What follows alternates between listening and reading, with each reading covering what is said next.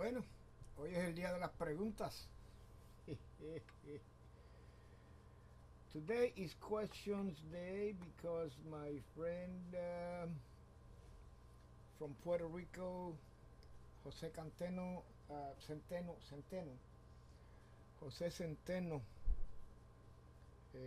I believe that we worked together in a mural.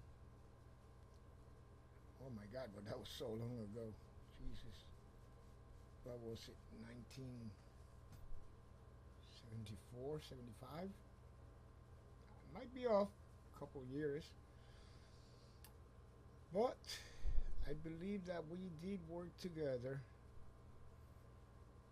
And you asked, it's good to know about you, man. But you asked a couple of questions actually. You asked if what is my mixing ratio and if I follow anybody.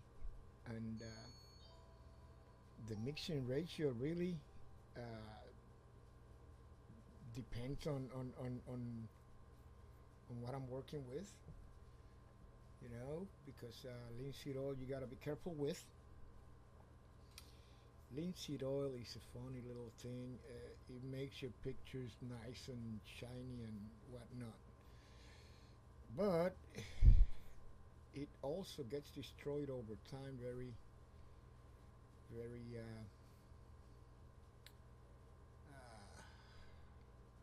It cracks. It makes that film over the painting, and it cracks. And what happens is that your beautiful painting that you spend so much time on becomes ugly, you know. So be careful using this linseed oil. I try to do a mixture first because there is no set formula. I don't know what kind of oils you use, and I use raw, and then I thin it down with either turpentine or whatever I have in my hands, really. But I'd rather have turpentine. I try to go for that odorless stuff. That it's not really odorless. Some days it makes you sick to your stomach. That stuff is nasty, man. But it's even more nasty if you have to smell that linseed oil all by itself. Uh, Really, don't go by anything, but try whatever you think works for you with each mix. And let me see, you have two questions. Oh, who do I follow? I got, I follow a lot of people, man. I follow a lot of people because, let me say this. I started to learn how to paint because we never stop learning. But I started to learn how to paint when I was around 4, and uh, my uncle was the person that was giving me the you could call it a mentorship. If he wasn't lit up, we would spend some time together. But more than likely, I'd be painting, and he'd be just sipping and taking me through the steps. Anyways, I follow pretty much anybody who has talent and who can you know I, you learn from every artist out there. Not all things are going to be uh, what something that you might need, but it's good to pay attention to. Now, because I don't draw, let me talk about this a little bit. I made this cabinet a lot crooked. I need to work on that. See what I mean? I can't talk on paint. Anyways, from everyone that you watch, I learn a lot from the people on YouTube. But you have to be careful because there's a lot of people in YouTube that they just got a shop and they give you a little taster of what they do, and then on the next frame they did all the really stealthy. They show you the sketch and then they do all the stealthy stuff of cameras. So what you learn is very limited. But there are people who are very good to explain everything. They got their time because they ain't going nowhere, and they're not here to sell you whatever they have on their shop, anyways. And uh, one of those people, to me, is Phil Stark. I think his show is named Draw Mix Paint. He's somebody who's very knowledgeable. He simplifies the art in such a way that whoops, in such a way that you really pay attention and pick something up from it. Let me fix this damn camera here. And those are the people that you want to watch. You don't want somebody who's gonna be selling you. I mean, there are things that you're gonna need anyways, but you don't want somebody who's gonna be selling you stuff right off the bat. That's not what we're here for. To begin with, you know, if you wanted to shop, you wouldn't be on YouTube. You'd be in Amazon. All right, but and it's okay that they can compliment their shops and whatnot. But let's try to keep that to a minimum, anyways. Phil Stark will really take you through a lot of these points. Also, Jose Brenner Fine Art, I follow him too. Samuel Erb, Stuart Davies, uh, Chris Formanco, I think his name is, the paint coach. Yeah, he's got some good stuff there too. Also, Rich Musgrave. Jesus Christ, I'm trying to think. There's somebody here that I extracted a lot from, and he wasn't even an art. Well, he's an artist, but he has an art show, and he brings all these. I think it's the art school. Listen, I'll text you the link as soon as I remember what on earth that show is called, because that's. I mean, he brings different artists and they show you how they do their technique. Now I'll warn you, at the end they just get the basic sketch, and you can expect that because they let you know, you know. Uh, they make their money on Patreon. Um, once you click on that Patreon link and become a subscriber, you got access to the full videos. And if you can get benefit from that, that's good. Uh, I don't go there to buy their stuff. I just go there to extract some of their knowledge and put it to use in my painting. But if you feel like contributing, well, that's up to you. All right. I have another something I wanted to say to someone that's from another town in the island. My good friend in Utuado, her name is Nidia. Nidia, I have a couple of paintings for you, and they're in an envelope there. And once I packed everything up, there's a couple of them. Son retratos, de cuadros. Pero te envié dos cuadritos también, ¿ok? Sorry about the Spanish, guys. Te envié dos cuadritos porque como tú te gusta la colección mía, tú siempre has sido benefactora, pues Ahí te envío algo para que nos recordemos mutuamente, ¿ok? It should be there if I mail it this week because I need to buy the book of stamps. Tengo que comprar las estampas para poder enviarlo en el correo. You should be getting it by the beginning of this next month. What is it? We're in September. By the beginning of October, you should be getting it. Okay, mamá. Te quiero mucho. Cuídate. And to other things, I was also talking with. Oh, but that was about music. Never mind. let's let's stick to what we came to do here. Yes, we don't wanna stray too much, and I will stray. Oh my God, I will stray. Some days I don't even know how I do it. My tongue hurts from hitting the roof of my mouth, all day long.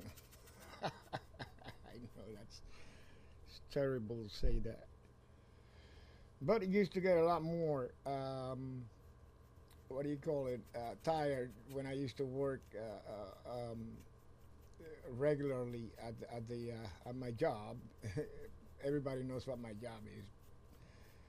Anyways, now it doesn't hurt as much. But when you like punishment, you come back for more, and then if you get relieved from that punishment, you go someplace else to get more punishment. Well, it is what it is, my friends. Yeah, I'm trying to keep these as short as possible, but there's no way with my big mouth that's gonna happen. I'm gonna put this dirty brush to the side because I want what's loaded on that brush, and you are gonna see later on what it is that I'm talking about. That dirty brush is gonna be nice. Okay, but for now, what we need here is a little bit of thin down olive green with a hint of blue, and that is because we want to lay down the front right here. This is a nice cozy area. This is a picture. It's a photo. It's not an artwork. And it caught my attention how cozy it looks in there. They even left the fire on, even though nobody's sitting in front of the fire. The Adirondacks chairs. They're just empty. I guess the guy got up to take the picture, snap it on. Anyways, you can tell that there's people because there's fire outside and there's fire in the cabin. Oh yeah. So when I follow these guys on the internet, I try to see if there's anything that links us, like what do they do that's similar to what I do, because I want to relate what their outcome is with what my outcomes are. And the best way to, for me, best way to do that is to relate if the way that they work resembles anything the way that I work. And of course, we all have our own little very specific style, so nobody's gonna work like me, and I'm not gonna work like anybody. But there are gonna be approximations, and those approximations are what I would like to capitalize on and exploit them because it worked for him. Doesn't necessarily mean that it's going to work for me, but it might. So how do we know? We try it. It's the best way to cook. You cook, you taste the food. Ah, too salty, not salty enough. Too much of these, too little of that, and you come up with the happy medium, if you would want to put it that way. Okay, I don't want to get fresh paint because I believe that what I have here is more than enough.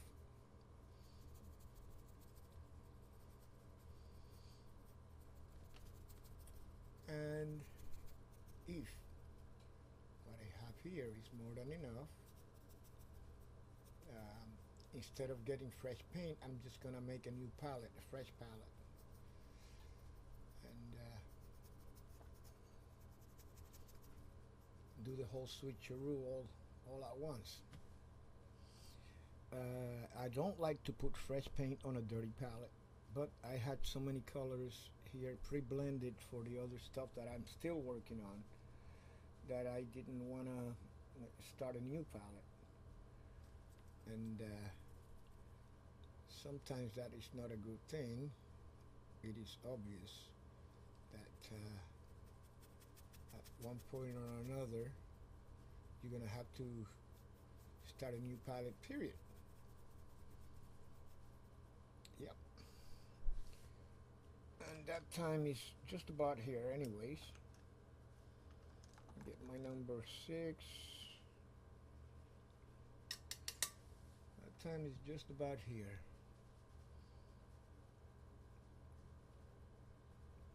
So trying to keep that palette, let me elaborate a little bit on that. Trying to keep that palette from becoming muddy, it's quite a job. Basically, you just start mixing and keep mixing and keep. And she looks good for the first couple of hours or a couple of mixes, I would say. But after that, you have done so many mix on top of another mix on top of another mix on top of another one, and you see it yourself. You start running out of space, and you start bringing in colors that you didn't mean to bring into your mix at the moment. So that usually means get yourself a new palette, boy.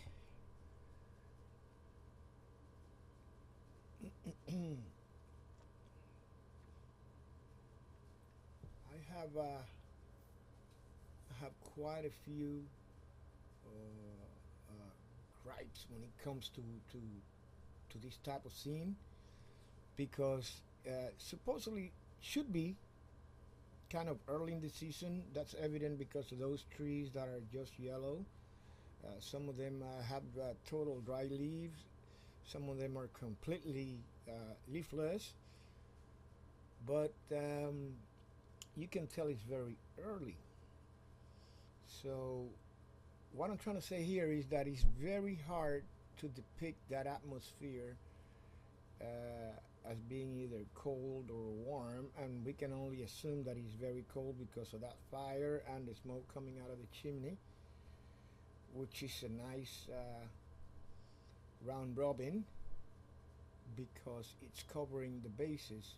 You can assume that that smoke is probably, that it's not from this fire right here. This is an outside a chimney, and there's no way that but you relate it, and that's how the brain works, and that's what we capitalize as painters on. That the brain hopefully thinks that well, should be cold because there's smoke coming out of the chimney.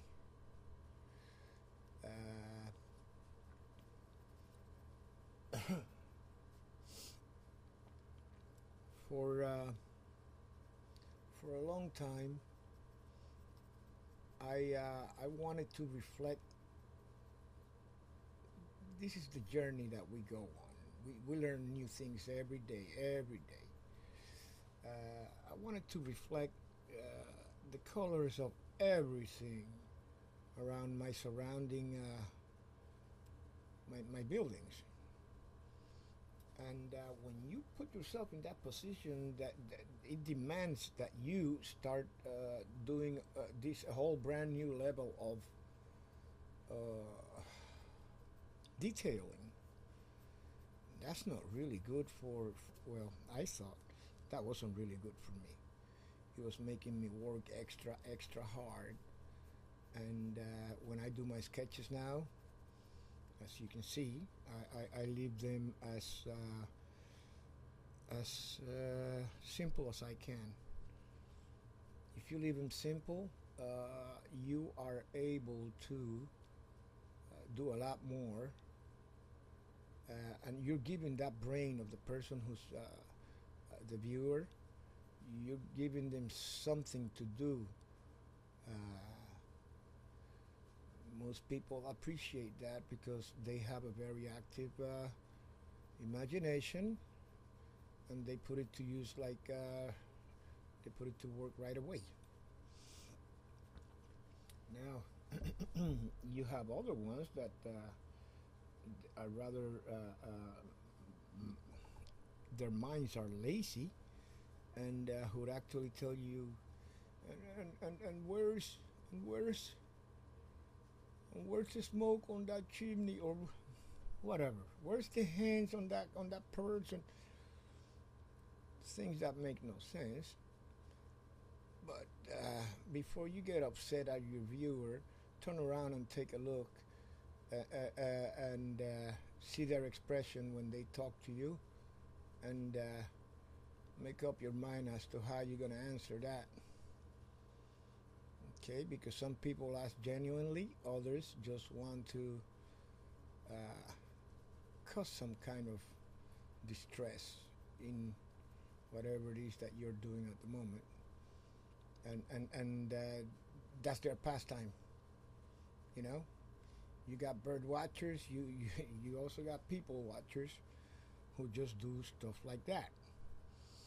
Um, just be mindful of those that are too intent on the way that you do things, and are nitpicking at every single time that you throw down your your brush, and just I forgot what I was talking about because I keep going and going and going, and I believe that there's a slant here. Slant goes there, and then it goes this way. Yep.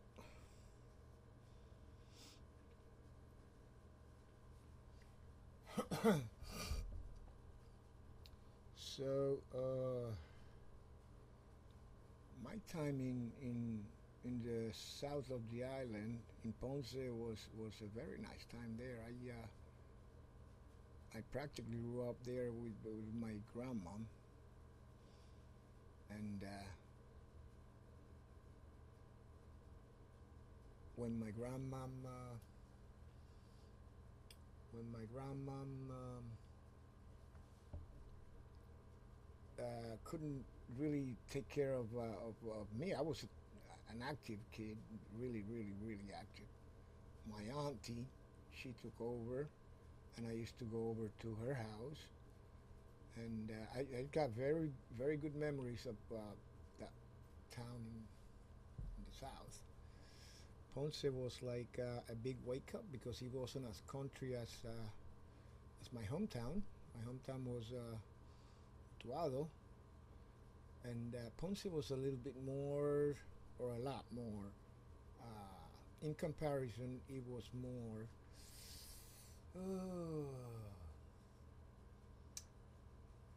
metropolitan, I would say.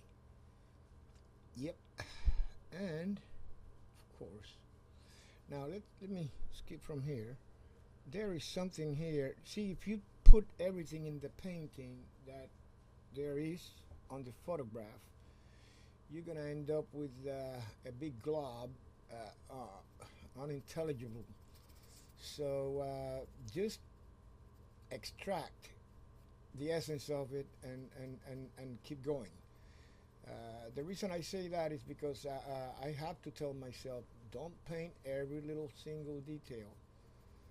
All it does is messes up the whole composition, and you know there are steps going into the house, but there's a big stone in front of it, and that's cutting, so you cannot see the rest of the decking on the back.